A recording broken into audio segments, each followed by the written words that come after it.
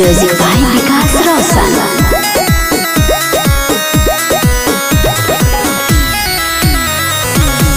कइले कमाल बानी रउआ बंगाल बानी, चढ़ल नवरात में न राखत खयाल बानी। भूखतानी नौमी हम हो रउआ न कुछो बुझाता, छोड़ के आ जैती सैया कोलकाता। घरवा कलश रखता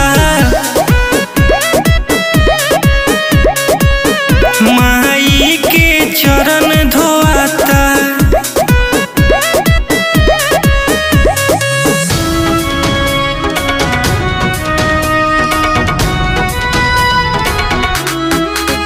घरवा कलश रखता माई के चरण धोआता।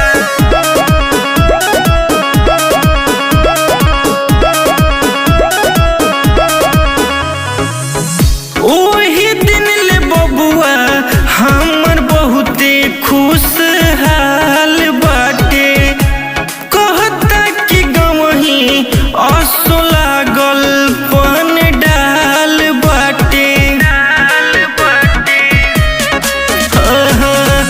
ओही दिन ले बबुआ हमर बहुते खुशहाल बाटे, कहता कि गवही असो लागल पन डाल बाटे। घूमे सब मूर्ति खातिर घर घर चंदा मंगाता, छोड़ के आ जैती सैया कोलकाता। घरवा कलश रखता माई के चरण धोआता।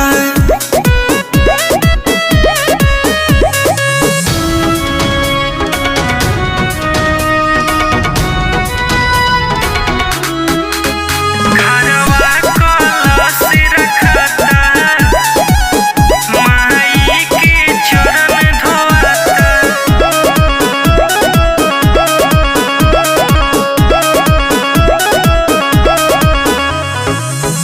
कीन लेनी चुनरी सब समान पहर चुन के, पठ बच खातिर जाके कह देनी तरुण के।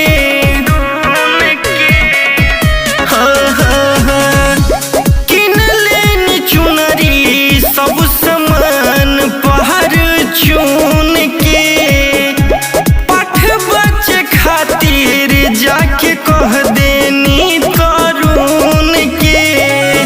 डीजे वाला गल लगही रूपम के भजन सुनता, छोड़ के आ जैती सैया कोलकाता। घरवा कलश रखता